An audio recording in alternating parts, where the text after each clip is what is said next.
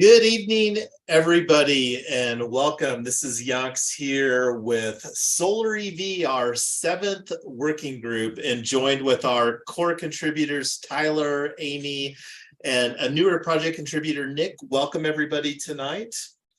And we've got a ton of agenda. We're just going to hop right in. We've already done some introductions, and one of the things that we'll be working to do, and I'm not sure what the best way to package that will be, but the agenda that we've got here for today, and let me get this a little bit bigger so everybody can view this. So the big thing is that we're still looking for some new teammates for this project, and one of the opportunities that we have is for people that love like working with video or types of live streaming technology.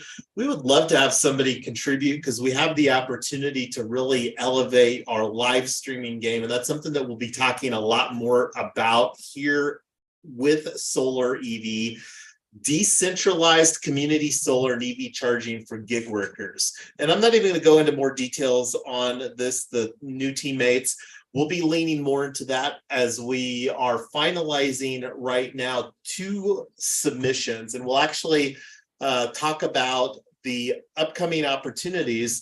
And this is one of the things, this red box here, this carries over on our project page. And let me just go to that real quick. So this is our main project page for our team submissions. Right now, we are finalizing 2 entries for Hero X American-made challenges. And we've got an internal deadline. We actually, based on our calendars, we're looking at doing our next working group. This is our 7th working group, so our 8th working group.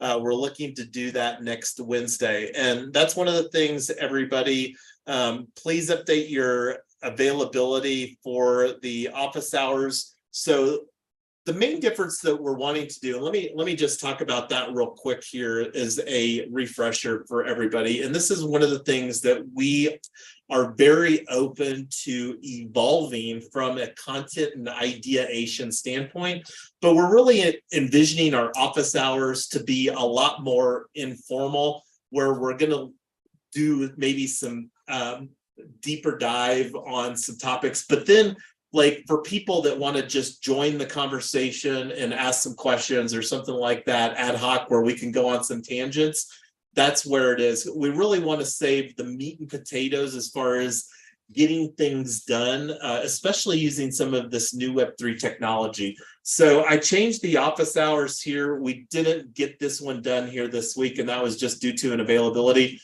One of the things that I want to get better at, and this is something that Tyler can probably attest to, is I like having things to be more consistent. So historically, we found that Sunday afternoon works pretty well for us. And one of the nice things about moving to a more consistent format is that that's something that you can just allocate with the calendar, and then it just becomes more of a routine dynamic. So that's one of the things that I would really like to look at doing. And let me just open the calendar.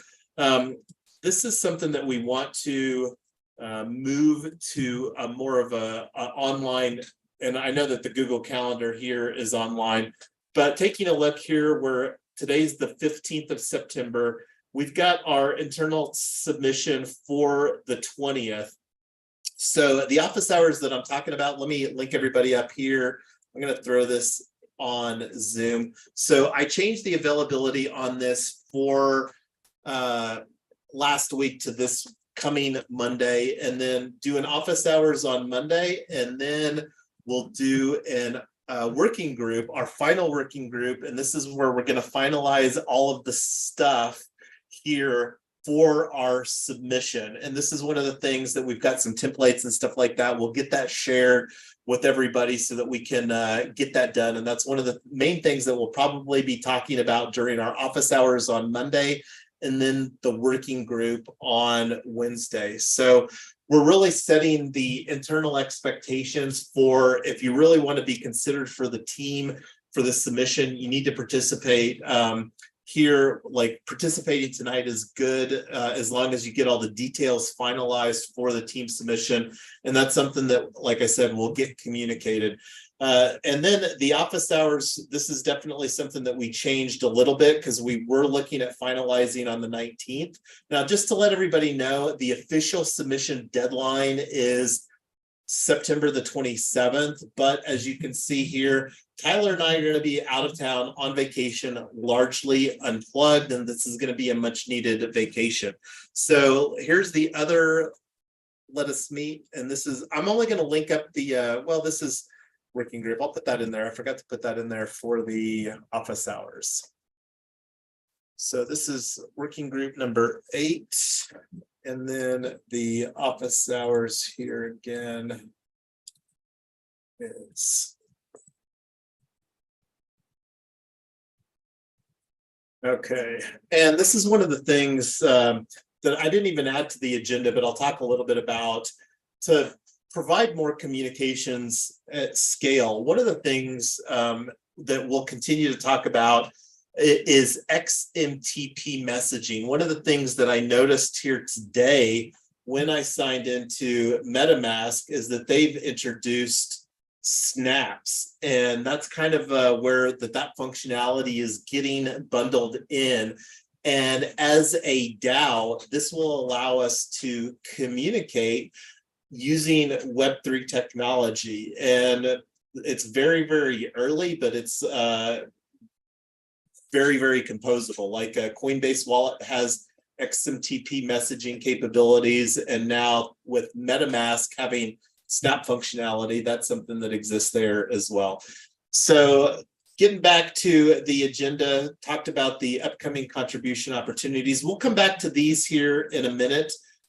This is another learning opportunity that just showed up on my radar. And let me go ahead and open up this link and bring this into the window here. So let me make this a little bigger for everybody. So this is the Clean Energy States Alliance. And this is a case study that they're hosting on this webinar. I haven't gone through the registration process, but that's something that I'm going to add to my calendar. 3 p.m. Eastern time, 1 p.m. Mountain time. And that's on Tuesday. So this is an opportunity that I would definitely encourage everybody, because the more that we can learn, and the thing that's interesting about this is that this is also combining solar and storage.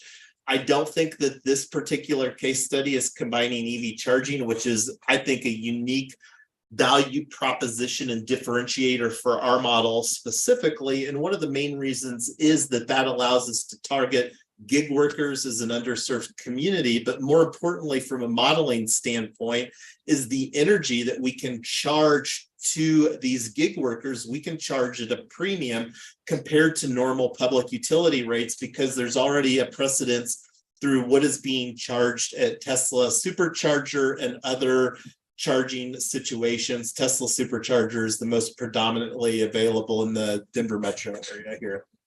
So moving on, and this is one of the things that I'm wanting to encourage everybody, and this is something that we can create some better framework right now. I'm going to just put these on here, and this is one of the things that getting better at using Notion. But this is a stronger use case is actually having like some type of calendar where we can put these types of opportunities, and that's one of the things that we're wanting to create on our WordPress website.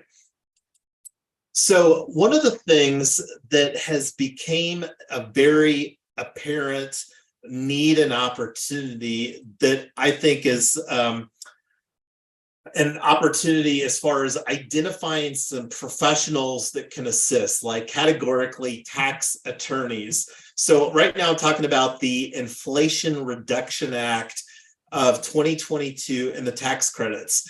And I saw an article, I think it's over 300 billion that's allocated over the next 10 years through various types of tax credits and incentives. And the exciting thing about these is that these can be stacked. And this is one of the things, I'm going to go ahead and open up this article and bring this on screen for everybody. So PwC, PricewaterhouseCoopers, one of the big four consulting firms globally. And this is a summary that they provided. I'm going to link this up to everybody on the YouTube as well. Link to PwC article. So the thing that's most interesting about this that I was wanting to highlight, and this isn't a long read, I would definitely encourage you to read it. And let me make this bigger here. What the act means for infrastructure asset managers, and that's categorically what we would become. It's supercharged tax credits. And this is the thing that I was wanting to bring special attention to. The act also includes kickers, which are stackable and can increase the base and bonus rates for both. And I think this is investment tax credit, and I'm not sure what PTC stands for. But let's just talk about these bullet points here. The kickers include 10% bonus if a facility meets domestic content requirements. I'm assuming that probably means like made in America. 10% bonus if placed in service in an energy community.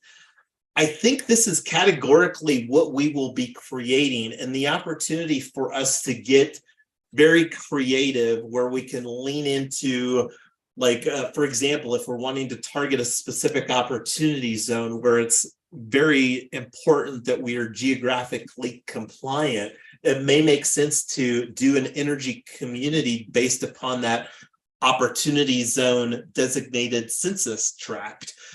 And this is something that can be an ongoing conversation. I did come across what is defined by an energy community, not going to go talk about that. 10% bonus for solar and wind facilities with a maximum net output of less than 5 megawatts. And I'm not sure what precedence the 5 megawatts has, but this isn't the only time that we'll probably see 5 megawatts. And I'm not sure, but I'm pretty sure the way that we're looking to do our parking lot model, that it would probably fall under 5 megawatts. And this is something that's important for us to consider. Like, we had a conversation with Zara from the Colorado Energy Office earlier this week during an office hours for the Charge Ahead Colorado, which is a funding opportunity. And that was something that came up there as well. The other thing too is the low income community. And I'm pretty sure, like, for example, targeting opportunity zones would be what would be an agreed upon low income community. And then we've got a 20% bonus if a project is part of a qualified low income residential building project or a qualified low income economic benefit project. And this is one that I think that will be of strategic opportunity for us to focus on. And that's one of the things that I think categorically gig workers could be considered low income and underserved communities. And this is where, like, we were on a conversation with a cooperative steward in the Denver metro area as far as what we're looking to do here. And just there's a lot of community organizations, and one of the things for consideration is our JEDI, which is justice, equity, diversity, and income, or something like that, I believe. I can't remember. I need to get better at rattling those off. But I'm going to stop talking and let somebody else chime in. I see Amy. Go ahead, Amy. Inclusion. Thank you, Amy. So I think that we should be very intentional to check all of these boxes as we can when we're looking to focus on our site selection process. Because, like, right now, we've shortlisted some sites that probably wouldn't check some of these kickers. But what are your thoughts on these kickers related to the Inflation Reduction Act?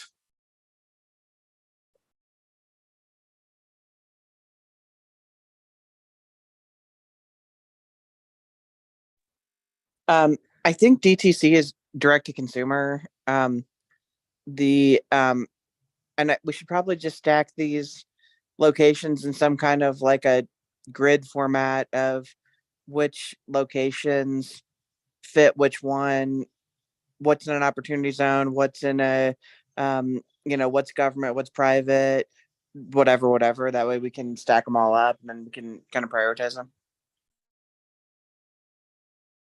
Yeah, and going back to let me just bounce back to the agenda here real quick, because the other thing I think that will allow us to really refine that is when we start having some conversations surrounding tax credits or tax attorneys that specialize in energy tax credits. And I think the PTC here is a production tax credit, as in like, because we've got two components here, like the investment related to the capital spend to deploy renewable resources or EV infrastructure or battery storage. I think all three of those are eligible for investment tax credits. But then on the flip side, like when our solar EV asset is in production, I think that we can do something with production tax credits. I might be wrong, but this is talking about tax credits in this entire article.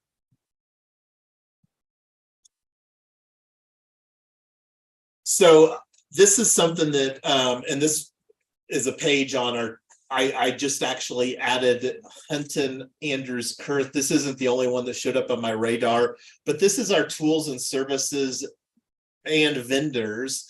And vendor would be categorically what a tax attorney. Go ahead, Amy. I see you've got your mic open. You're looking for a tax attorney? Is that what you're saying?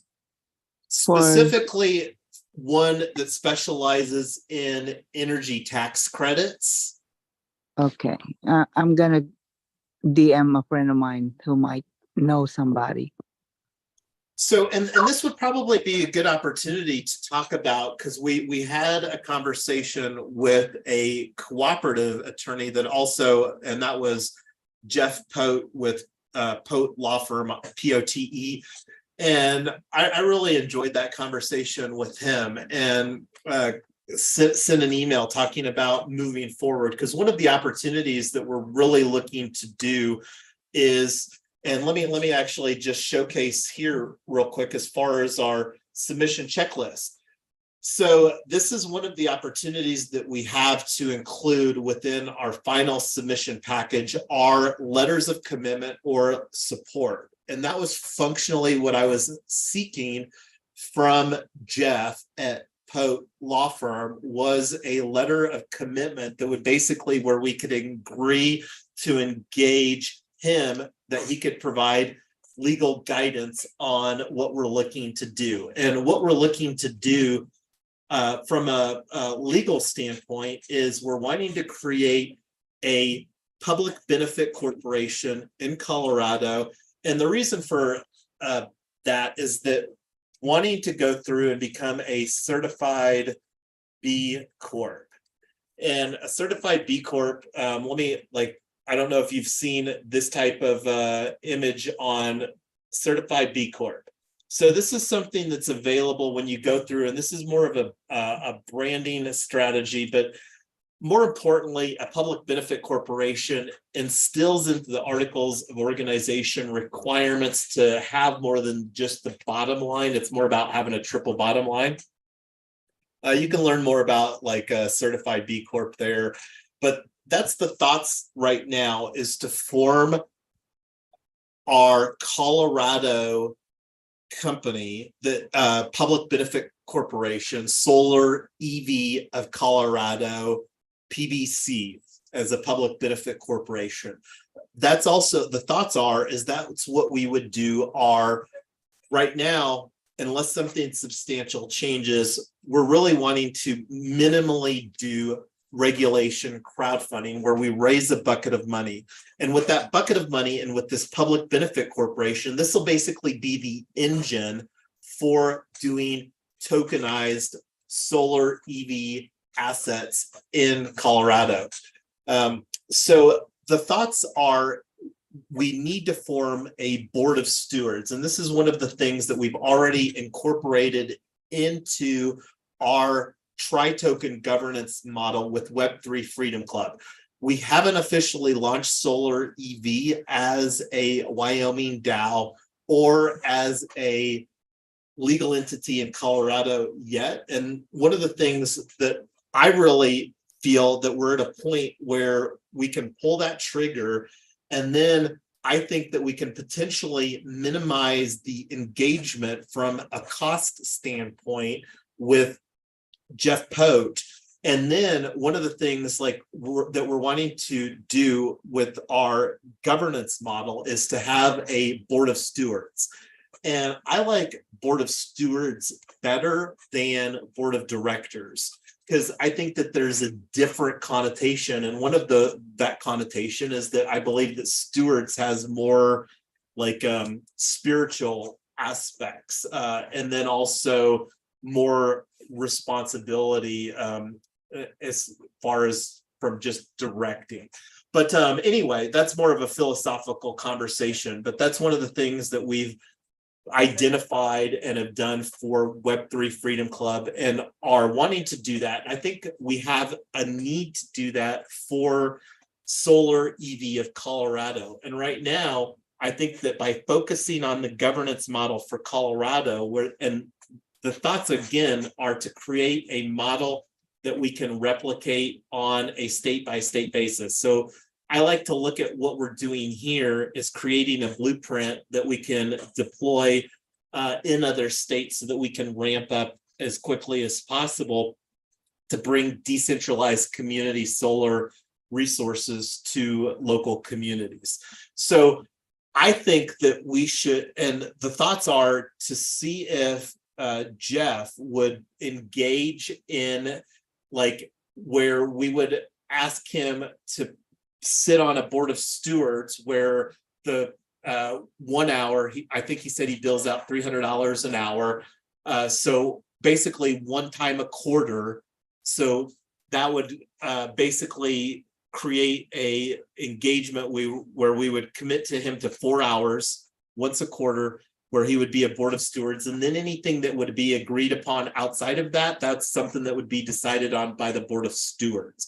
But I think, and when you think about the cost, that would be basically a $1,200 besides whatever the initial engagement would be. So the initial engagement plus the looking forward for 2024. Because when we're thinking about what we're doing here with this board of stewards strategy is that we're wanting to bring people to our decentralized team where we can commit to something, or we can put something forward like 1 hour a quarter, or and I don't know if we need to have a higher frequency of meetings with our board of stewards than that. If that's something that we decide that we do, we can bake that in, but like having one conversation a quarter with a cooperative attorney, I think would be worthwhile. So I'm going to stop talking. What are your thoughts on that? And I already had this conversation sideline with Tyler, so I'm going to kick that over for Amy and Nick. What are your thoughts? Yeah, I mean, one of the things I'd be thinking about is, do we need, like, how sure are we we're going to need the 4 hours? If we don't on that, then, I don't know what we'd be paying for, but maybe it is just having him on the board of stewards is a nice thing. You've got somebody there who's got some legal background making decisions. So.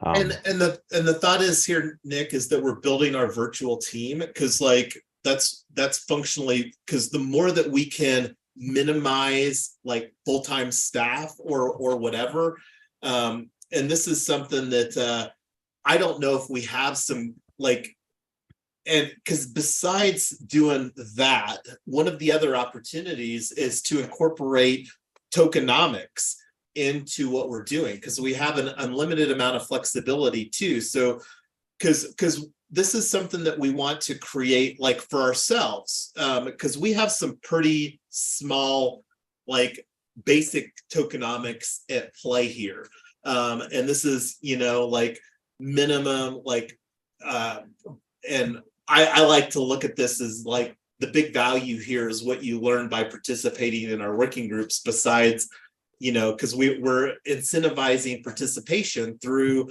and we like to call it like a sweat equity or proof of contribution model. But that's one of the things that I would like us to think about. And it's not something that we need to have really much thoughts about here for the submission of the Hero X, because I think adding any conversation about tokenomics would just cause confusion that wouldn't add any value to our project submission.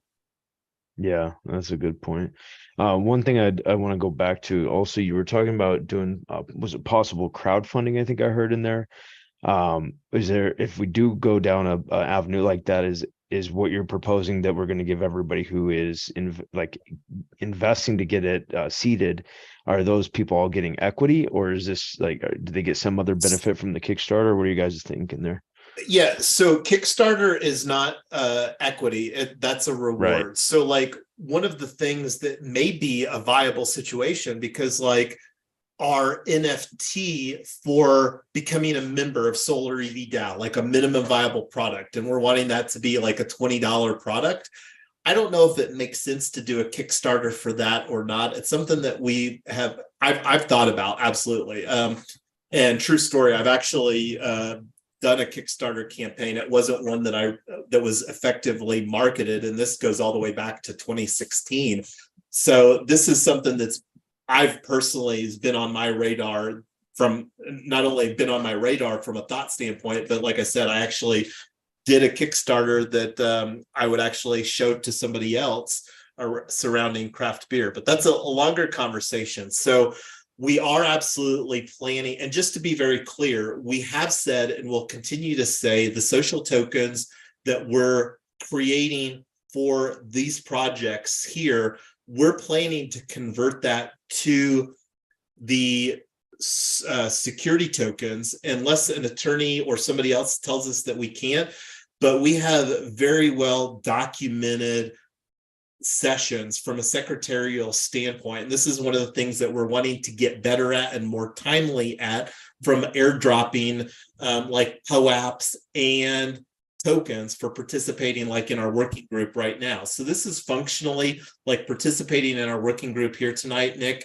We're going to be providing social tokens across several different buckets, like one of which would be Web3 Freedom Club DAO, the mothership, and then Solar EV DAO, the mothership, and then Solar EV of Colorado, and then like the tokenized project that we're going to be creating here. So we're looking to reward.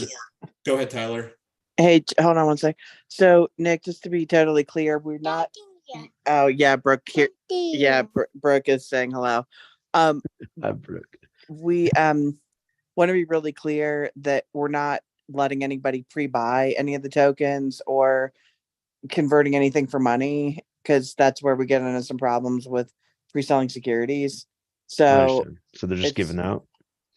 Yeah, it's basically it's sweat equity. It's earned. It's sweat equity is earned, and to tell people that the security token may never happen, social tokens are always going to be worth nothing, blah blah blah. The only thing that we can't do, I think, from our insurance attorney, right, is doing things that are pre-selling.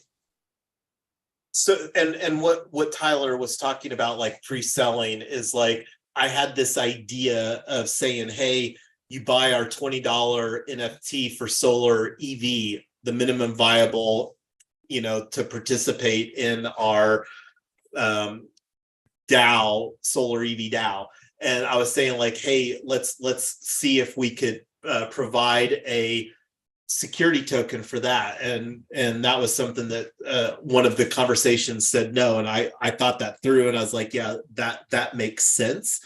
And that's one of the things that we're being very diligent as far as like how that we're communicating stuff. And we're going to have a lot more conversations with, because the way that I'm viewing this board of stewards is that we're going to have multiple attorneys, like, because the people that are experts at tax energy credits are not necessarily experts within cooperative law.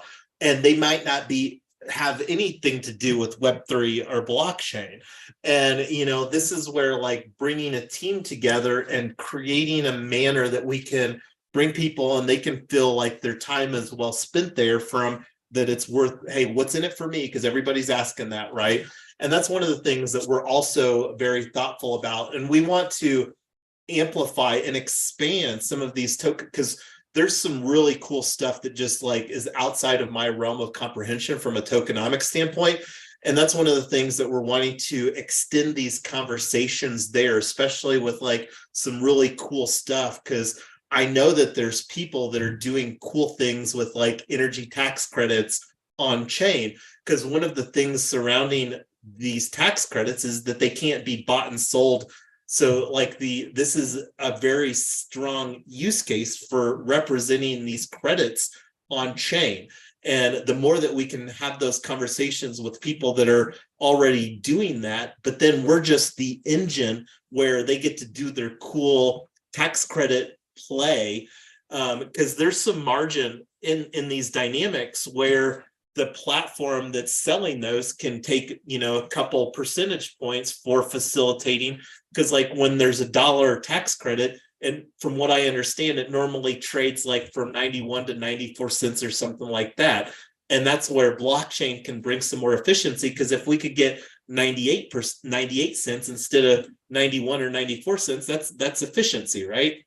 Yeah, I'd also be watching here on for these new things I've been seeing where they're trying to put carbon credits on the blockchain, right? Because now you've got these, what they're going to effectively do is all these people who are generally producing some of the carbon emissions are going to be looking for sources where they have to be able to sell those, or they have to, it's like a matching game where they always have to get clean energy to counteract that, or they've got to pay, right? And so that kind of incentive system that's starting to come online is owning solar, even for the polluters, is going to become a very valuable proposition, right? And so that's absolutely, we got to watch. And the thing where our secret sauce is going to be, Nick, is the more that we can stack all of these kickers or these tax credits or whatever label that you want to put on it. I love that PwC called it kickers. I don't know if that's an official term, but I'm going to roll with it. So it may become an official term within our community. But this is something that, like, we're not going to find a tax credit attorney like here in the near term, between now and next week. I really think with the engagement opportunity and how responsive that Jeff has been, I would feel okay engaging him in that conversation. And we can take that offline if anybody has any objections or final. This is something that we can continue to think about. But reach out to me if you have some objections on that. But I would really like to move that conversation forward as far as what that looks like. Before we move on, is there anything else that anybody wants to chime in on? And this is something that we're going to continue to talk about, because the being able to figure out how to navigate these tax credits. But anybody else want to chime in on the tax credits before we move to this next item? I'll take the no mic opening as a move on opportunity. So Xcel Energy, for those that are not aware, is the main public utility company in Colorado that serves 1.6 million customers, I believe. And understanding that they have a framework that allows us to operate through this solar rewards community program. I haven't delved into the specifics, but there's 2 pages that they have here. And I'm going to go ahead and open this one, bring it on screen here for everybody. So we'll select Colorado because that's where we're targeting our model here. So one of the things that community solar is also referred to is a solar garden. And from what I understand here is that there's a pretty strong opportunity for, so eligibility, this is my favorite thing, must be an Xcel Energy residential or business electricity customer. So that basically means that any customer, resident, because I don't think that Excel categorizes their customers outside of residences or businesses. So it's pretty much any customer of Excel is eligible to participate in this program. So this is one of the things everybody that's on the call here tonight got I actually downloaded this, uploaded it, and that's what I shared so that everybody can view that, so that we have that in case that this goes away. I'm going to go ahead and open that. Let me do that here real quick.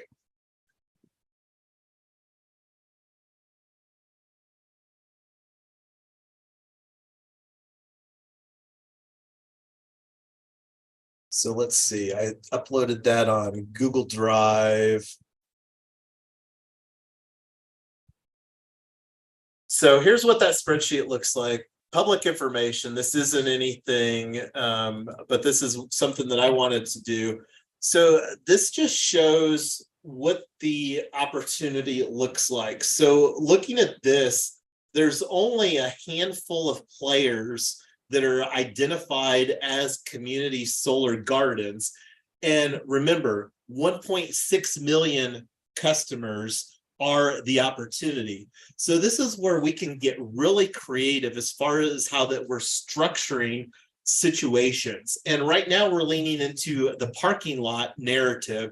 And this is where one of the biggest opportunities I think that we have, and this was based upon the resurgence, and I'm going to circle back just to kind of go off on a side tangent here real quick. I'm going to have, there's already some history that Tyler and I have, and this is something that I mentioned. Amy and I actually met on Clubhouse in the Opportunity Zone room, and Amy and I circled back here Thursday and had another, I actually was talking, and Mark, the host of that, is very interested. And true story, like we actually launched OZ Fund DAO. That was our first DAO that we launched. It's not one that we leaned into, because as an entrepreneur, when I started exploring, and this is one of the things we launched, Retoken, the real estate DAO. And now we're circling back in a very unique value proposition, which I'm most excited about, doing tokenized assets, real world assets.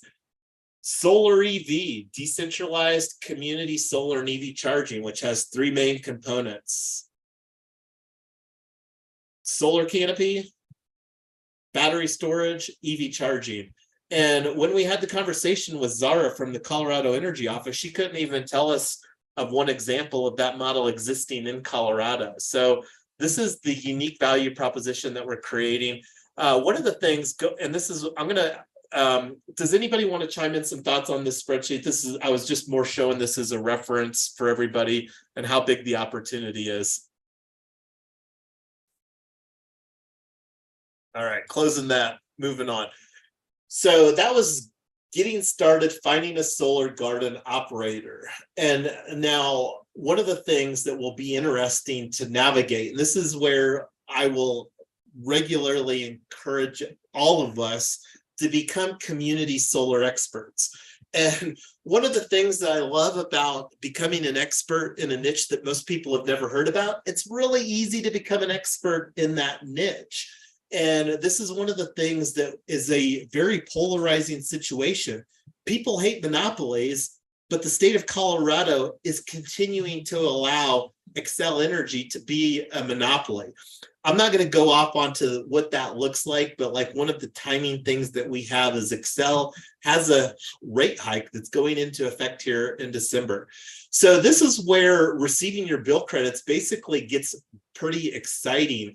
And this is where we get to basically, from how I'm envisioning this, we get to ride Xcel's infrastructure that is built and basically create a situation where they onboard, because when the value proposition that they're doing is that any green energy that comes on, whether it's green energy that is energy that they're responsible for capitalizing from an infrastructure standpoint, or whether it's somebody that's participating in, is that these are all numbers, green energy numbers that Excel gets to amplify to the community at large. So it's kind of a win for Excel. And this is one of the things that there's a lot of parameters in place. Remember that 5 megawatts that we talked about?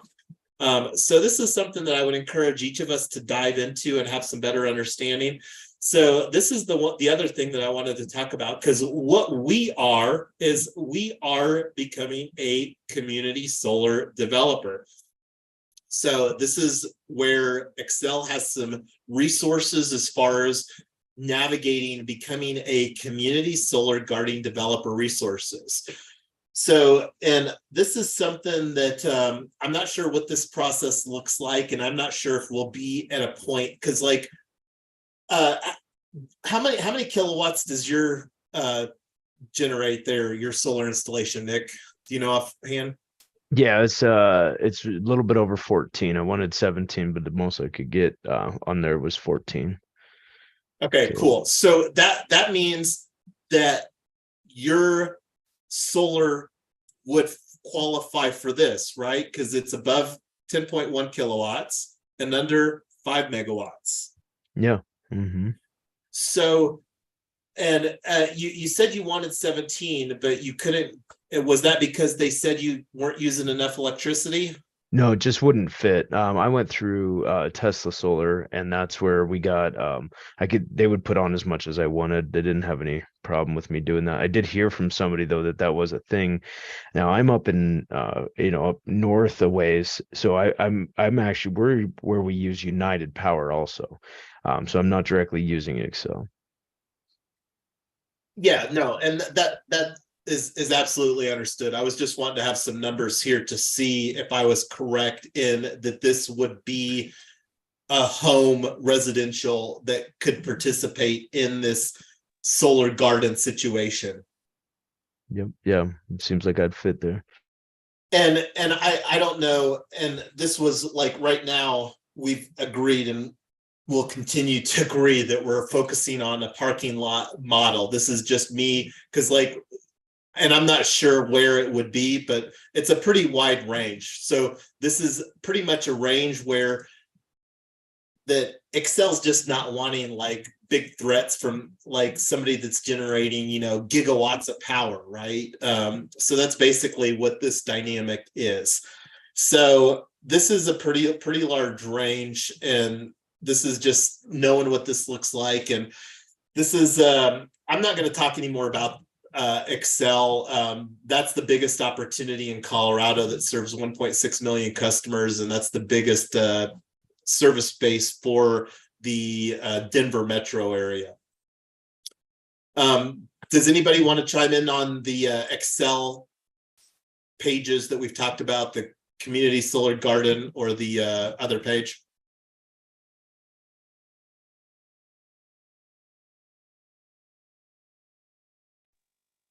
I have a question. Go ahead, Amy. Does that mean that we have to hook up on their grid? We want to hook up on their grid because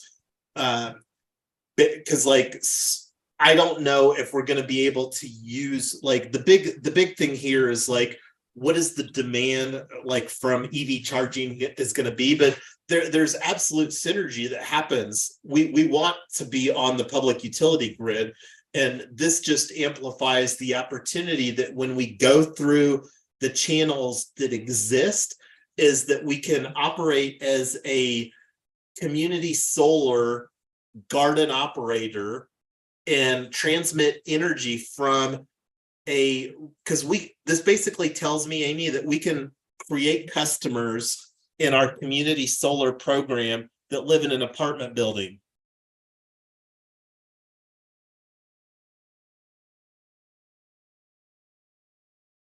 So like the way I understand this, because we have TVA here in Memphis and they have a similar program.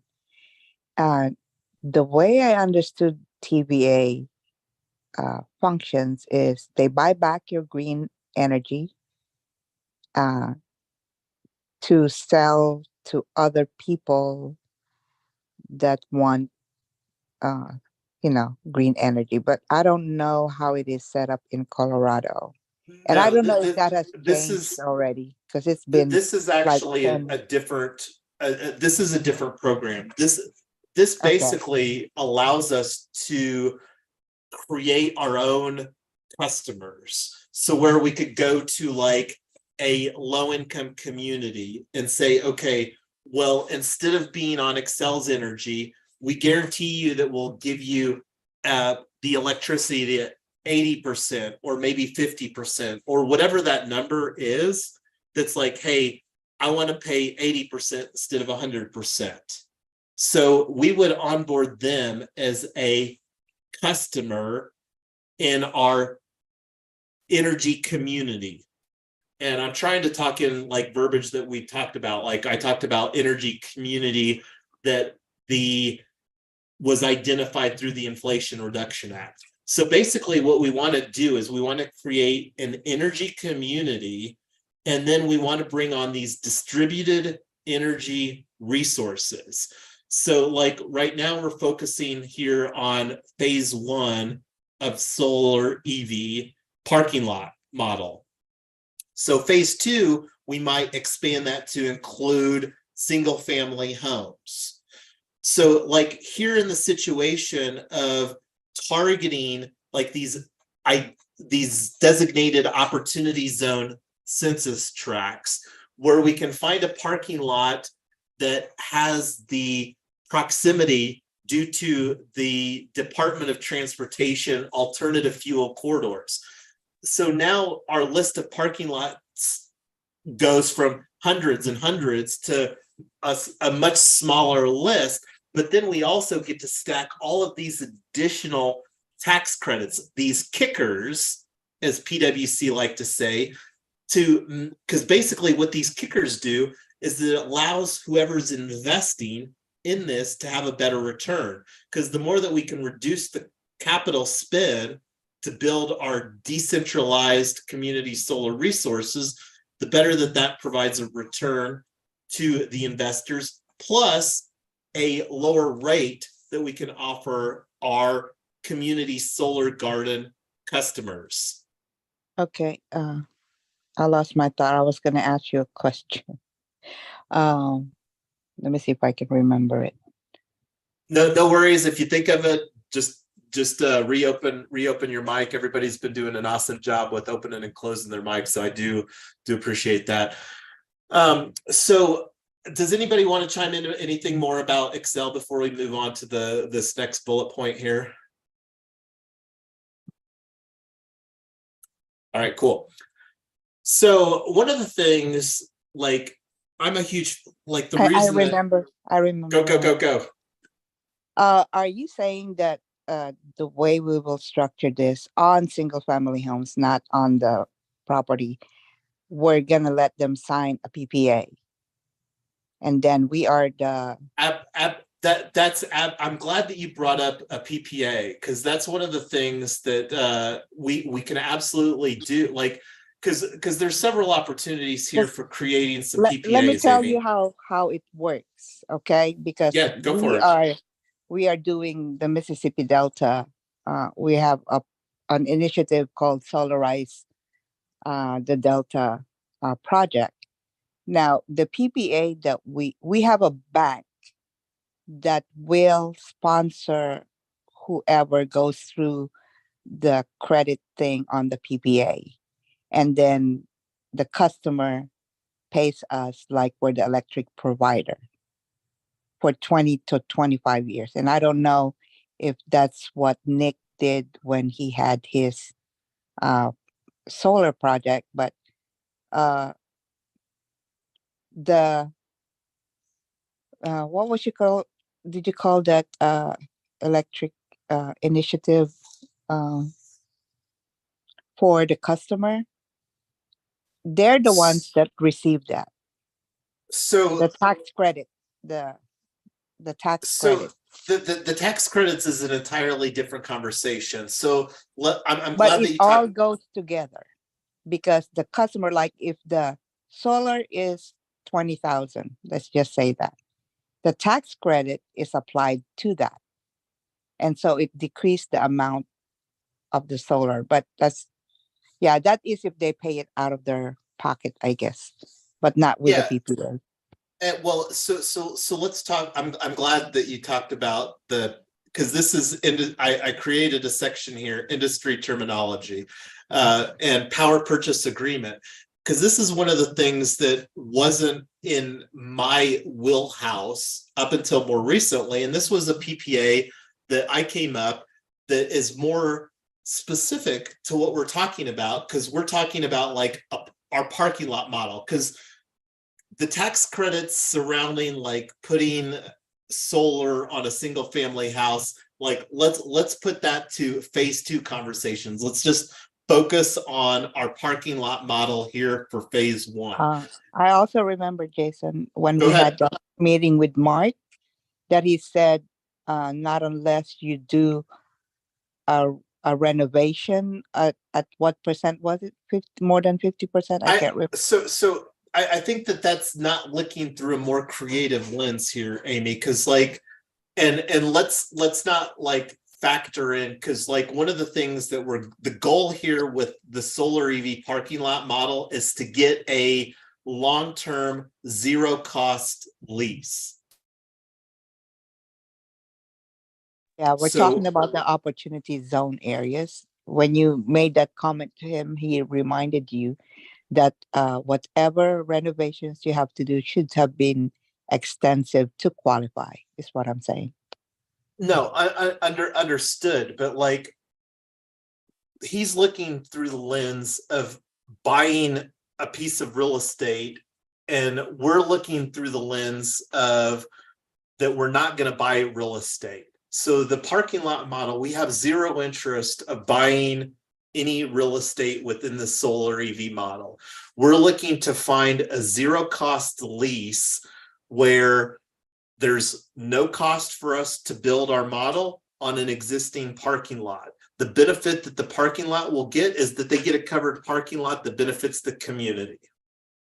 So our expectation is that we're creating enough of a value proposition by providing a covered parking lot, because we're talking about I'm expecting our first proof of concept to probably be in the $4 to $10 million range. So we're talking about adding an improvement to a parking lot that like they have like little to no risk, because like, you know, it would cost us a lot of money to take those assets out of there, right?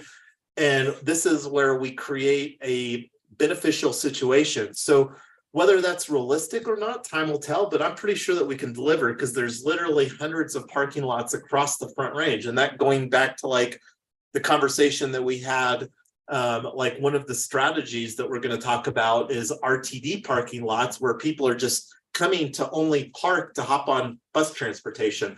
But I wanted to go back to this power purchase agreement, because this is very relevant to one of the opportunities. Now, I don't know if we necessarily need to create a power purchase agreement for gig workers, because that's one of the things that's more unique about this niche with this community solar in a parking lot model, is that we don't necessarily have to have any customers on board. I think that we can use some averages as far as, you know, like EV charging. And the big opportunity for what we're doing here is stacking so many tax credits on this that are available, that I think that the capital spend we can reduce substantially.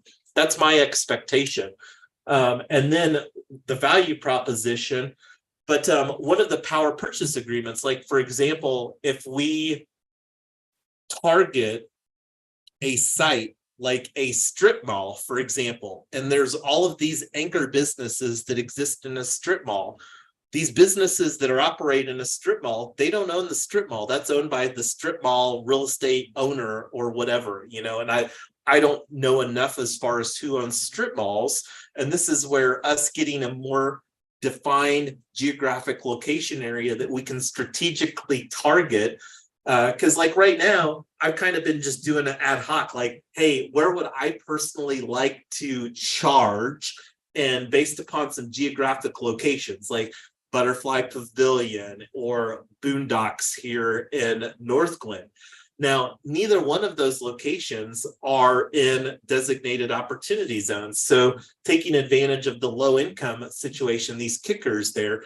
But like going back to the power purchase agreement, one of the easy businesses that we could target is one of these businesses in a strip mall. If we do deploy this parking lot solar EV model in a strip mall, where we could say, okay, business owner, we'll save you, we'll deliver energy, any extra energy that we have, and the power purchase agreement would prioritize the EV charger or the people that are getting the EV energy over the businesses.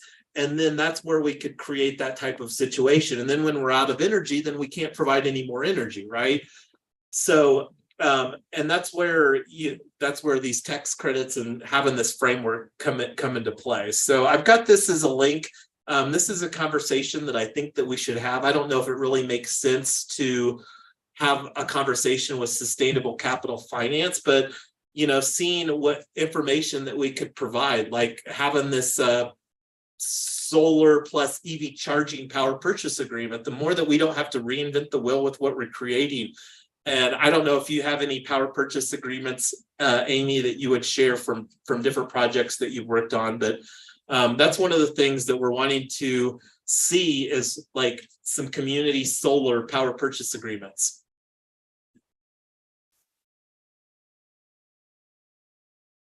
So rewinding a little bit. So on that note, this is a pretty good transition into community solar platform solutions. Now, I think over time, it will probably make sense for, especially with our blockchain focus, to potentially create our own if there's not composable stuff that we can look at. But one of the things that we can do in the interim, so that we're not talking about reinventing the wheel ourselves, is look at existing solutions and see what these types of platforms cost for us, because we're basically talking about becoming a community solar developer and a community solar operator. So community solar platform, roofless solar, and I think I have this on an agenda item later, so I'll circle back on this. Another one that showed up on my radar is powermarket.io, and they actually have a community solar solutions subpage set up. I'm going to kick off some conversations with both of these to see, and this is one of the things, as you've already seen, love looping in on side conversations, and I'll do as best as possible to make that as inclusive as possible for the people that are regularly contributing here for what we're building. Does anybody want to chime in on these platform opportunities before we go on?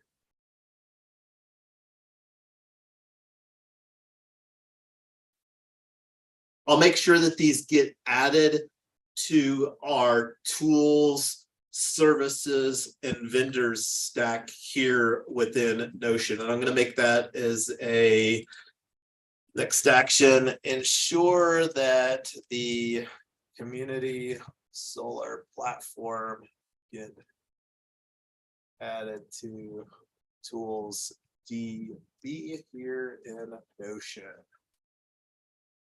All right. So one of the things that showed up on my radar is Amicus. And I'm pretty sure that it showed up on my radar through Namaste Solar. Namaste Solar is a installer here in Colorado that we will likely have conversations with sometime probably in October. And this is another thing that showed up on their, they basically got two companies that they operate under. So they have a solar cooperative, and this is one of the ways that we may be able to extend buying resources, because we haven't had any conversations as far as specifics, and that's one of the things that I'm really anticipating will amplify here. And this is one of the things that I would encourage us to get better at, because HeroX has a great framework. I mean, they've created these This is government funds at work here. So we need to figure out how to navigate, and I'm not talking about Amicus, I'm talking about HeroX, but Amicus seems like a really solid situation as far as really well aligned with being cooperatives.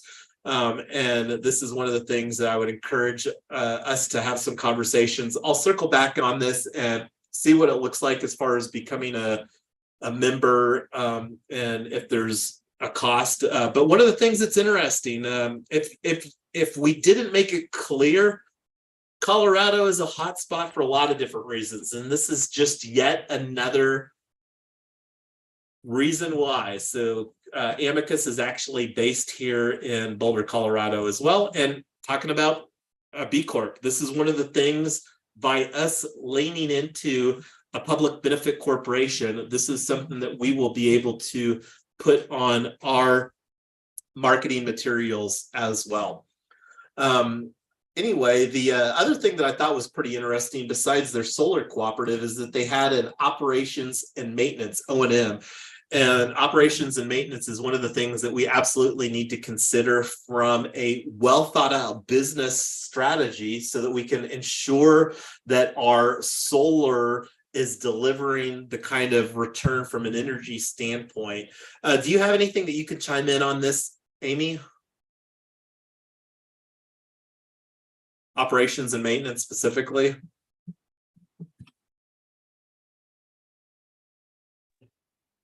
The way we set it up for 20, 25 years, however it is we have engineers that take care of that. And I can't remember, we do charge on businesses anyway. We do charge for the maintenance. I don't know about the homes. Maybe Nick can chime in on that one because he has a solar in his home. Go ahead, Nick. I see you got your mic open. Yeah, and it's not exactly clear what our maintenance looks like, but as far as just having it for 3 years now, we really haven't had to do much. It's only when we're if the roof has to be replaced and it costs a little bit extra. We have battery systems, so we have 2 of the solar battery packs, and those there is an expected lifetime on those. I think for those it's 10 years, but the things that we would be looking at are commercial battery packs, and I think those have a much longer life than 10 years, but they are pretty expensive. They were almost $10,000 for each battery, I think, and I think they're 3 kilowatt hour packs, if I'm not mistaken. Yeah, and that's one of the things that we definitely need to factor in, and that'll basically become a line item. But like getting where this really comes into play is just garnering, I think, through a membership dynamic, and this one, the O&M cooperative, looks a lot more selective than the other one. But this is one of the things I mentioned, Namaste Solar, and that's one of the things that we'll be having some conversations with. And I don't know what all of these different companies are that are on here, but that's one of the things that the more that we can open up conversations and just become subject matter experts on community solar or just solar in general, and just share those types of resources. So that's kind of why I was wanting to talk about these, is that these look like ethos aligned types of opportunities through a cooperative situation.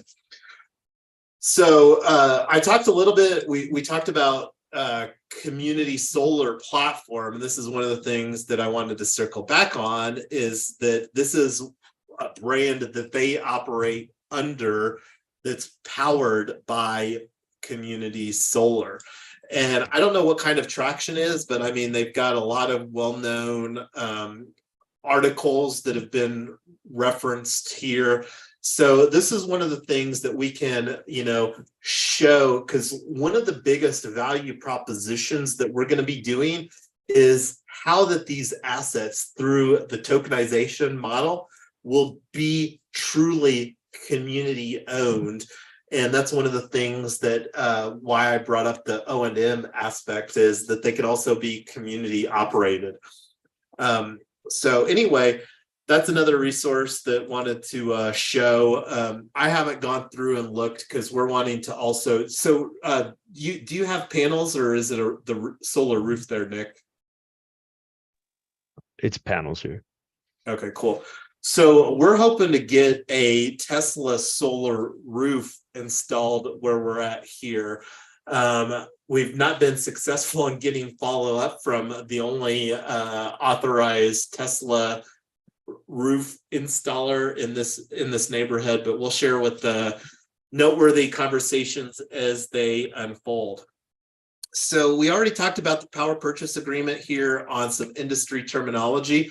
One of the things that I wanted to also bring some amplification to is CCE, Community Choice Electric. And this is a very fabulous article that not only has an article, but it also has a very detailed report from the Colorado Public Utility Commission. And it's a 149-page report. So I'm not going to go in. I haven't read any of that. This is one of the things that I just wanted to kind of talk about, because the way that I'm really understanding community solar is that it's almost a community choice opportunity without the regulation and the complexity, if I'm really understanding what I'm understanding. So that being said, it's very clear that there's not any traction to move forward at this time. The Public Utility Commission is taking a very reserved approach. It looks like 10 states, and that's currently allowed in 10 states that I'm talking about. And this is a very pretty recent article just from January. So it's not, it's here in 2023. And when was this report? December of 2022. So this report's not even a year old. So this is one that I would encourage people to become versed with and just understand the regulatory landscape here. The big value proposition, though, is the community solar. And I'm actually going to digress here momentarily and bring open another Notion page, because this is one of the things that I love using. Let me make sure that this opened up. So what I'm wanting to show, this is our tools and services page, but I was actually wanting to show some articles and resources. So this is one of the things that I would encourage, and if people want to have some side conversations, but the better that we get at collaborating on some available resources and articles and stuff like that, because one of the things that I started doing is tagging, and I'll use this as a segue to transition into the white paper here. But these are some relevant articles, and I've been adding to this at a fairly consistent pace. And this is the one I added this here. This one right here. So this is what that looks like in this database. And the nice thing about this is that this allows us to create some very interesting relational aspects. So like I created a new topic here talking about CCE, Community Choice Electric. And this was the first article that I ever tagged that. And then like Colorado Sun. So this is a organization that I created, and this is actually a hidden database within Notion. This isn't public. Not going to go into details what that looks like, but I've added a couple other articles here. So this one is more Colorado community solar gardens moving forward after PUC rejects Excel effort to postpone. So let me actually open up this article, because all indications are that Excel's not overly excited about the idea of community solar gardens. I think that this is something that was mandated, and I don't know what those conversations have looked like, but here's some really strong evidence that Excel isn't excited about the idea of community solar gardens. So don't expect that this is going to be an easy process for us to navigate. And the more that we can do, bringing in community stakeholders, and this is one of the things that will be a lot more intentional coming up here in Q4 in October, to really articulate some strategies surrounding. But that was kind of a little bit of a tangent there as far as showing the articles and resources database. Getting back to the, does anybody want to talk about any industry terminology, something that maybe showed up on your radar, or something that we should add that we haven't talked about? Nothing here. Cool. So I'm going to keep on talking anything that shows up on my radar, and I'm wanting everybody to reciprocate that. This is a really nice compilation from the Solar Energy Industries Association. And this is their page on community solar. And this is actually something that I'm gonna reach out to Kay Hopkins here about their community solar committee and foster that conversation. So I'll circulate back with the rest of the team what that conversation looks like going forward, because this is one of the things, the more that we can, at least somebody, if not more of us, are exposed to people that are leading the way. Because like I said, we're community solar pioneers here, and all indications, and I'm going to go back to this Notion article. This was something that I just brought up here too, is that all indications are that what we're doing here in the United States surrounding community solar is culturally unique, and not only culturally, but from a policy and framework unique. And this is an article that talks about that. I'm going to open that and bring it up here. I'm going to even throw this on, because this is a Clean Technica. This is actually a podcast. And this is the reason that this is so relevant is that this article was literally just published like a week ago. And the better that we get, and this is one of the things that I want to get, create some notifications surrounding community solar. And the better that, because like one of the opportunities that we can do through our website, or just how that we're communicating, is sharing or curating noteworthy resources. We'll be talking more about that in a content strategy as we are working more on creating a content strategy. But here's this Clean Tech Talk. That's a podcast, super fresh podcast. I haven't listened to it, but just like a week ago. But all from just browsing through this article, and it's the nice thing about this article is it's a great summary article for what is community solar as well, where it's at, the equity conversation, talks about, I mean, if like, it's got all of the key takeaways as far as like this. And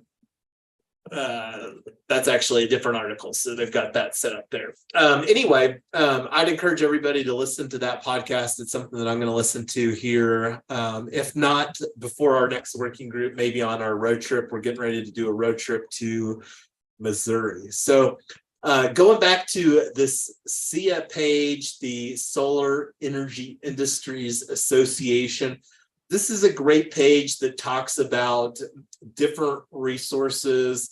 I'm going to go through here. Here's another joint opportunity for their community solar. Here's another coalition. And this is where, you know, figuring out where some active resources on community solar are and who some of the more vocal places are. And this is one of the things that you know, developing some relationships with some of these stakeholders, because we're playing the long game here. We've got a 10-year runway from the Inflation Reduction Act that's barely just going into effect. From the sounds of it, some of this stuff like even won't be eligible for stuff that's placed into production until like 2025, and just having a better understanding. So we're playing a long game here, like this community solar hub. This is a resource that I haven't even looked at myself. And that's kind of not a very great landing page, but anyway, so getting back to the agenda, let's see the agenda page. So that was all the agenda that I had itemized, and this is where I was wanting to go back to the white paper and talk about this. I know that Tyler's been doing a lot of stuff behind the scenes. Like I said, Nick, I'll get you the opportunity to contribute. So let's see, solar EV project priorities. So marketing, we've got that under the marketing, and I'm going to open this in a, oh, yeah, I'm not going to navigate this in Notion. I'm going to just open this in another window.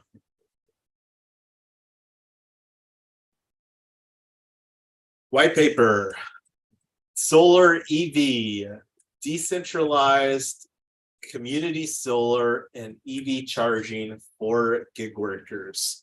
Are you able to speak to this right now, Tyler? You've been doing most of the heavy lifting on this.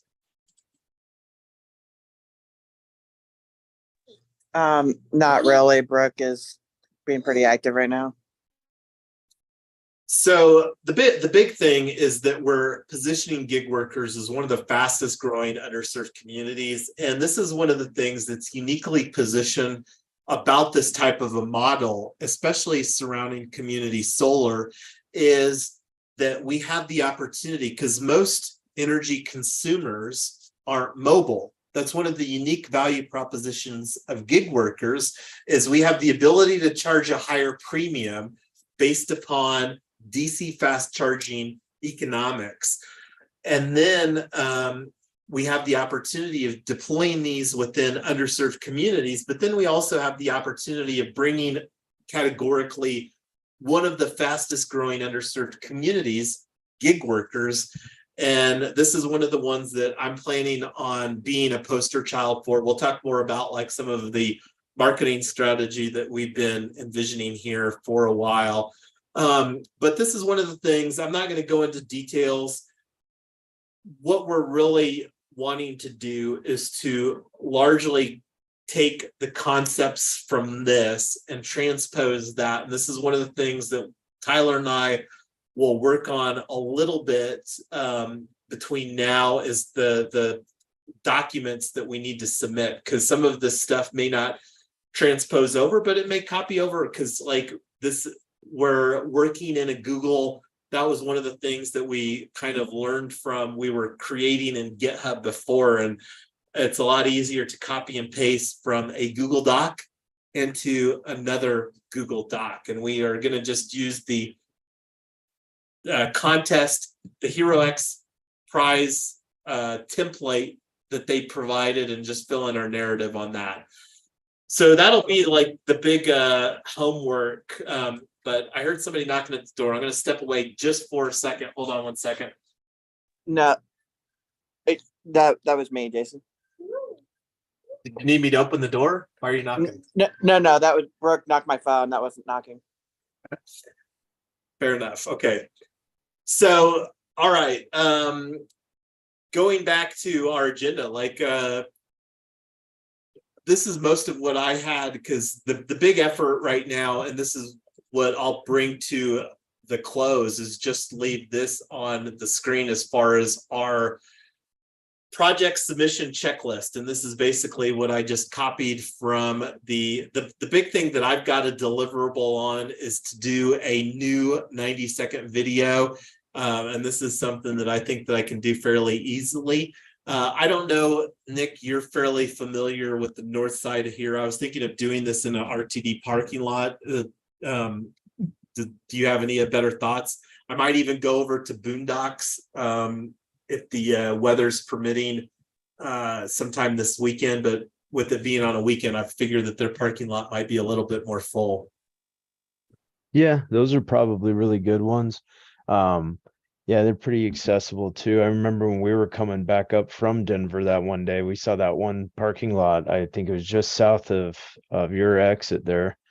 That would be a really good candidate. It might have been down towards, yeah. No, I think that the RTD ones are good. There was something else I was trying to think. When me and you were talking the other day, there was something that came up that was even another spot that we proposed, but it's not coming to me right now. I'll tell you if I remember. Yeah, and I guess this is as good a time as any. This is a Google Maps that I've been creating here for solar EV co-op in Colorado. And this was the one of the things, and this is me zooming in here. So like Boondocks is on the map. I think right here. So the blue line here is this is I-25, which is one of the Department of Transportation corridors. One of the other ones that was of pretty high interest was the Victory Church. They've got a really large parking lot, and we're just trying to figure out some of the low-hanging fruit where there's potentially less democracy or bureaucracy involved in somebody making a decision. And let me just do a search here for Victory Church.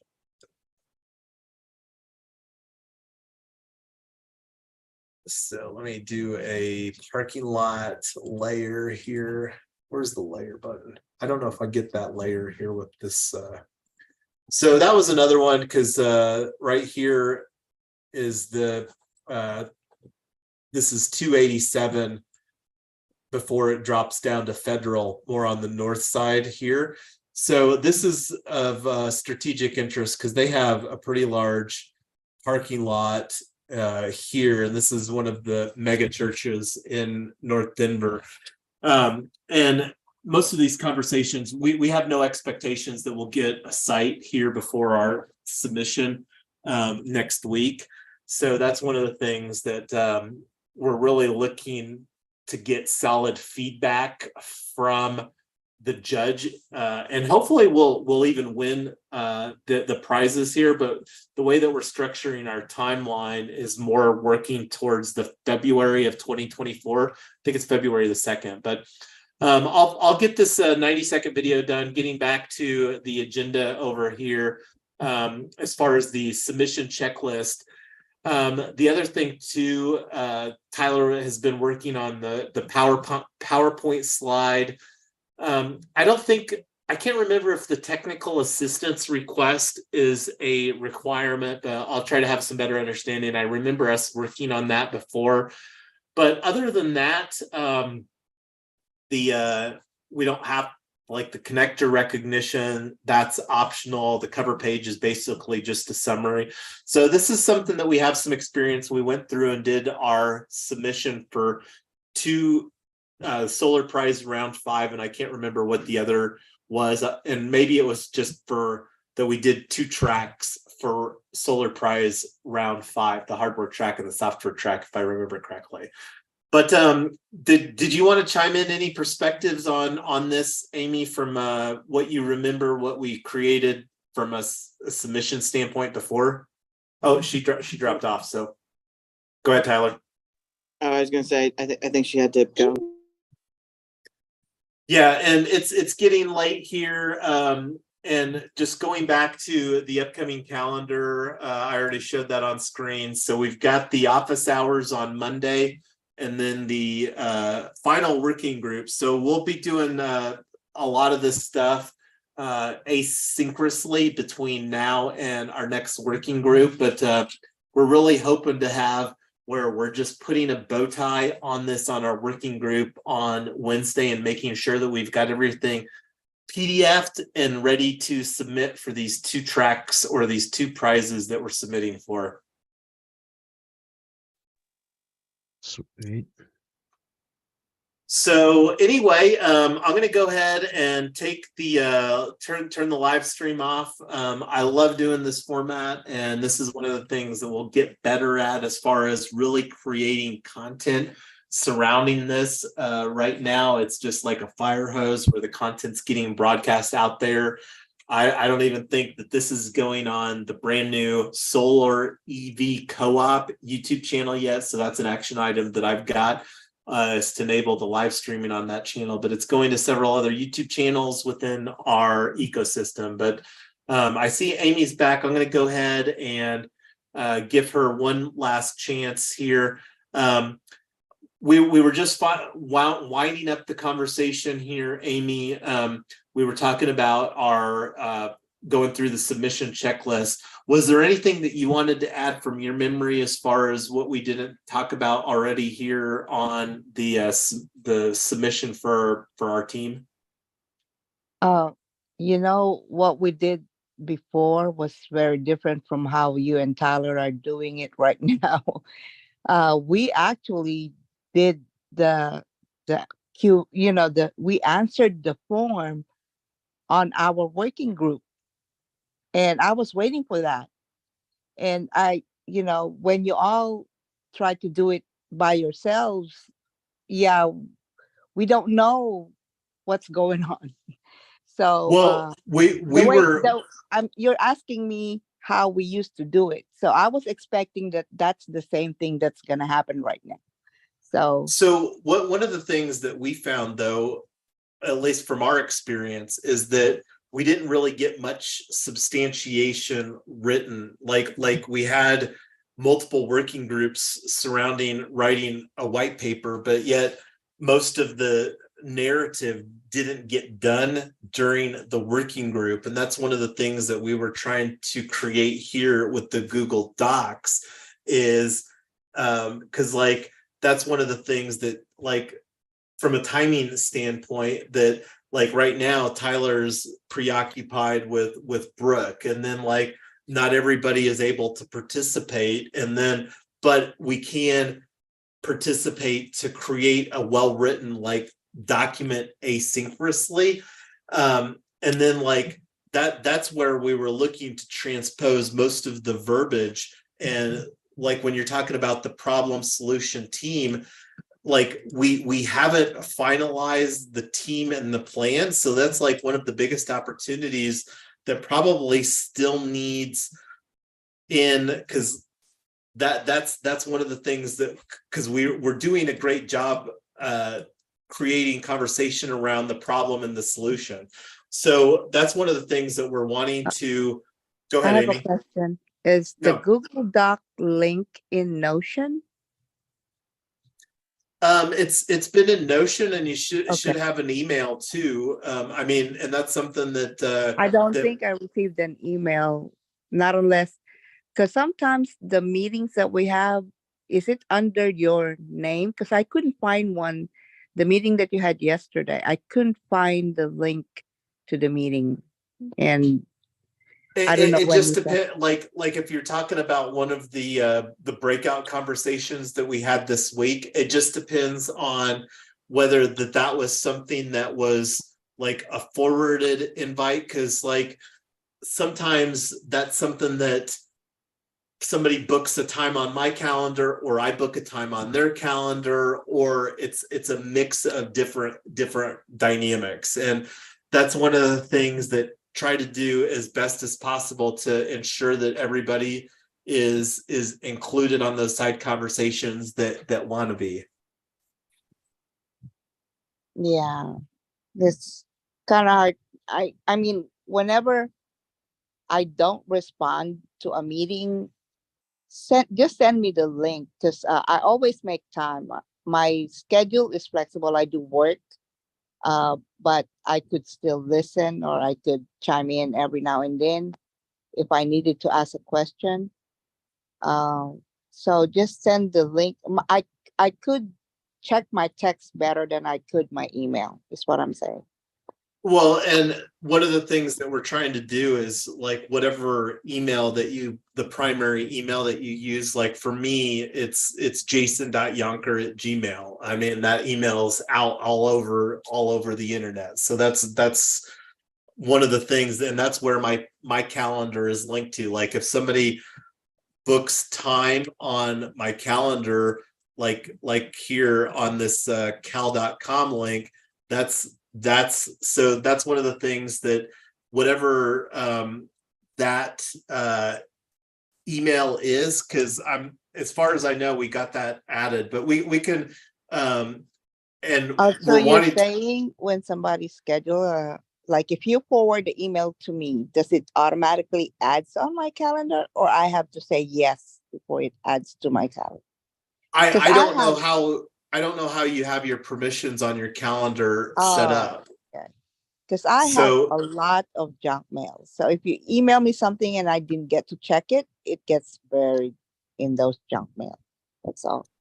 well, and I don't know what the solution is. I have a substantial amount too of junk mail or things that I opt into, but like the stuff on my calendar, I still use that email address for my calendar, and the stuff is showing up. So I don't know, and it sometimes might be for me, but it depending on how it's booked, because like most of the time, like if it's a Calendly, like for the Colorado Energy Office that we had a great conversation with Zara, that was one that got added via Calendly, where I added your email address in when I booked that appointment. So it just varies, and this is one of the things that like I want to get a solution in place that is very clear, and that's one of my aspirations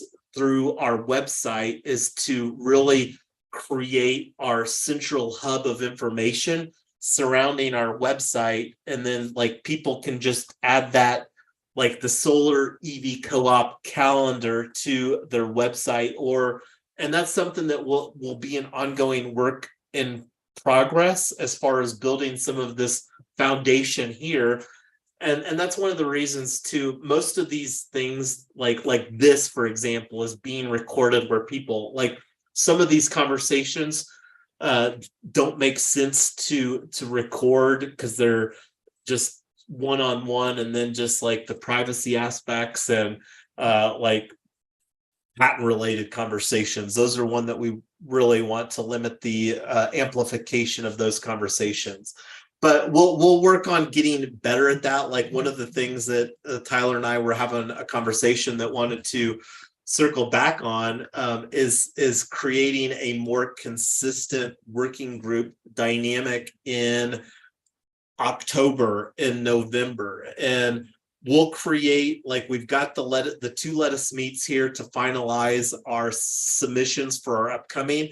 We'll create another Let Us Meet. I'm really thinking that based upon what I've seen from people's availability, the 2 to 4 p.m. window on Sunday afternoon is looking pretty solid for us. And I think it was for Nick, if I remember his availability. But like I said, looking at October and looking at the likelihood here of, I think that we could probably commit to doing a working group on October the 8th, so that we can just kind of sync up and then get positioned to really kick off Q4 of 2023.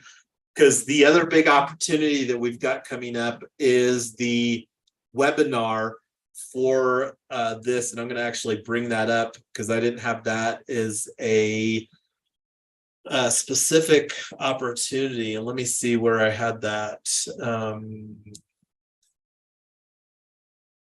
It's on the project page for Hero X. So let me just go there here real quick to our team page. And this is for Solar Prize round 7. So the one that I'm talking about is the Community Energy Innovation Prize. So the Community Energy Innovation Prize is the one that is got the timeline of the project submission of October or February the 2nd. This is the webinar that I'm talking about here. So here's the upcoming webinars. Let me throw this on. So this is something, Amy and everybody else that's on the Zoom, I would highly encourage you to participate, because the way that I'm kind of looking at this is that this is where you need to submit our projects surrounding, because like when you talk about what we're doing is functionally this right here. And the more that we can just lean into this, and I think that this is the first time that they've had this specific prize, and this is a bigger prize bucket than the one. There's also probably more competition in this. And this is one of the things, I'm going to digress a little bit here, is it looks like 306 teams So we have our team. Let me go to this. My team. I'll throw a link on here too. This is the Hero X Community Energy and Innovation Prize Solar EV team. So there's our link for our team, and this is the one. And that's another thing too. Make sure that everybody does invite or join requests. So I see yours here, Amy. I'll send you something that I noticed offline, Amy, about that. But like I said, I'll take that offline. So going back here, the opportunity for the upcoming webinars, you can see the team link, and I think I linked that in the, yeah. So the upcoming webinars, that's at 1 p.m. Mountain on the 12th. I'll go ahead and throw that on the calendar here too. October 12th, webinar, add location.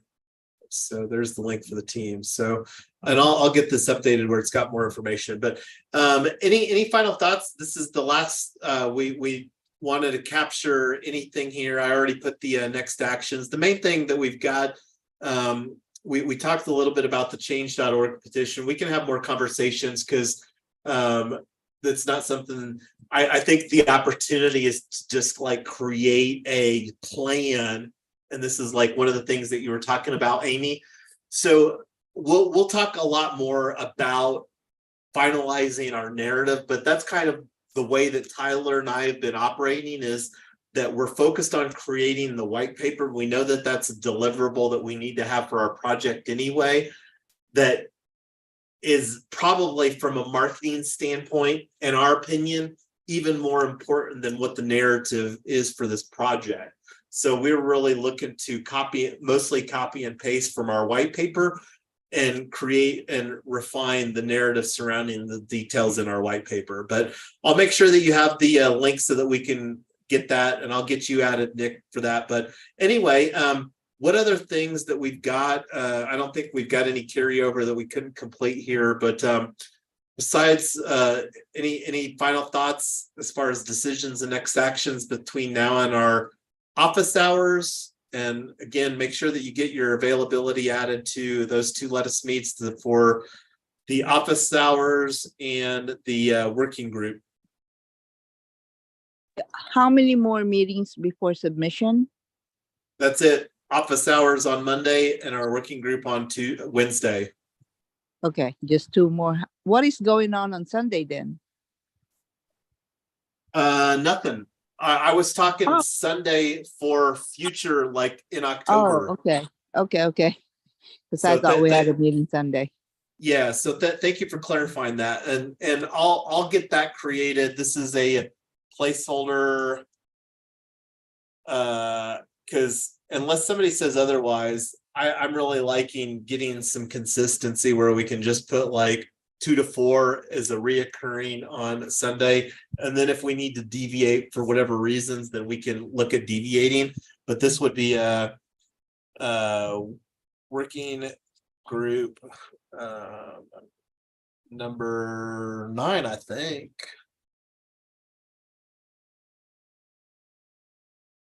Yeah, so and that would be, I think, from a timing standpoint, we'll be coming back, and this is a flight here, so we'll have plenty of time to prepare.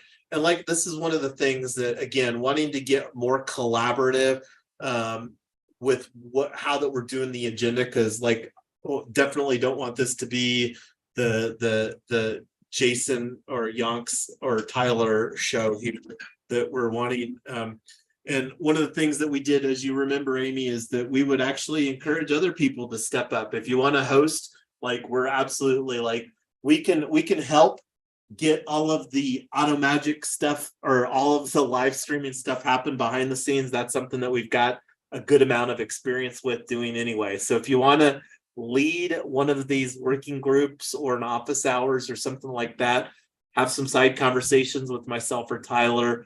But we really want this to be, like I said, a model that can Like I've said, we know how much opportunity there is in California, but Tyler and I don't have in the foreseeable future want to spend much time in California.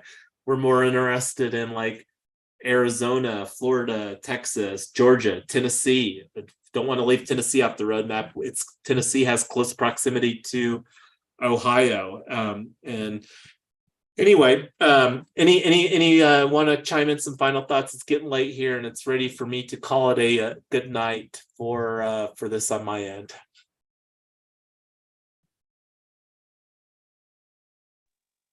No, it feels like we're getting close to this thing. So, Jason, can you send out the link to the white paper on email? Just if you guys can make comments and whatever you want, I'd like to get that nailed down. And I was hoping to get the one pager done today. I didn't, but need to get that done and see if Double D can get it designed for us.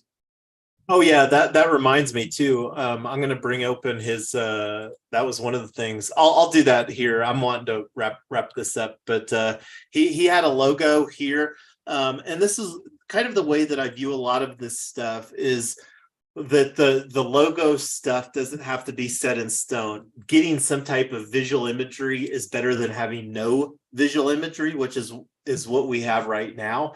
So having some visual imagery is better than no visual imagery. And then when we get more traction with what we're doing and we have more people, the opportunity to like potentially do a more formal logo design contest. That's something that I've loved doing in previous communities that I've been involved with and leading in the past. But anyway, did you have any final thoughts here from your end, Amy? I heard Nick and Tyler chime in. No, and I just want to thank Tyler for all that she's done on the white paper. And if you could, Tyler, make sure that you contribute like a share link or a contribution link to whatever you're doing the one pager in, so that we can take a look at that. I know that you did an excellent job on the one pager that we submitted for Solar Prize Round 5. Yeah, thank you. I'll share this. Final thoughts, Amy? Yeah, I'll have a good night. You as well, and looking forward to I love the time that we share here, but looking forward to getting our initial projects submitted. And the thing that's so fabulous, again, just about the timeline with this community energy innovation, is that we'll be able to get feedback from these 2 submissions that we can use to further improve the model and the narrative to really lean into delivering a home run for not only our narrative, but more importantly, like the way that we're viewing this is that we're creating a business that we're planning on to bring forward through a regulation crowdfunding security token offering. And that's one of the things.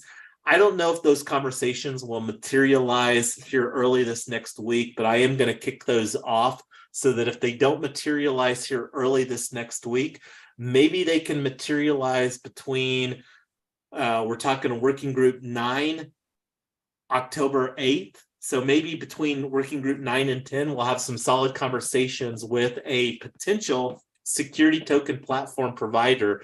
And anybody that wants to add to that list as far as some potential things to look at, bring those forward. This is just based upon the last several years that this has been an ongoing thought as far as a go-to-market strategy for the tokenization of real-world assets. There is a ex-SEC attorney in Clubhouse that I might tap into if you need some more people. Yeah, and our expectation is that should be largely bundled in with the platform. Besides who else that we bring, we've already had the conversation with Jeff Pote from the Pote law firm, and Yev Muchnick with her Launch Legal law firm, and the expertise that she brings from a Web3 blockchain and cooperative experience.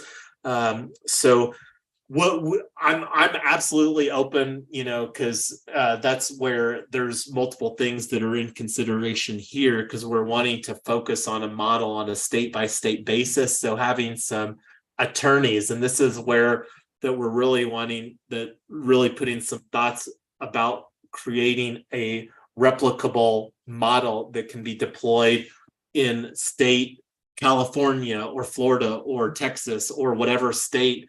And this is more that wanting to, yeah, anyway, you all have a good night and a safe weekend. We'll catch up, Amy, on book club. And I'll link you up, Nick, for future reference. We're winding up an absolutely fabulous book right now, but I don't know if you're interested, but we can have that conversation offline. But that's another way that we like to connect, learn, and go through the personal development journey together collaboratively. Awesome. That sounds good. Have a good evening, guys. Good evening, everybody. Great weekend. Yeah, you too. Bye.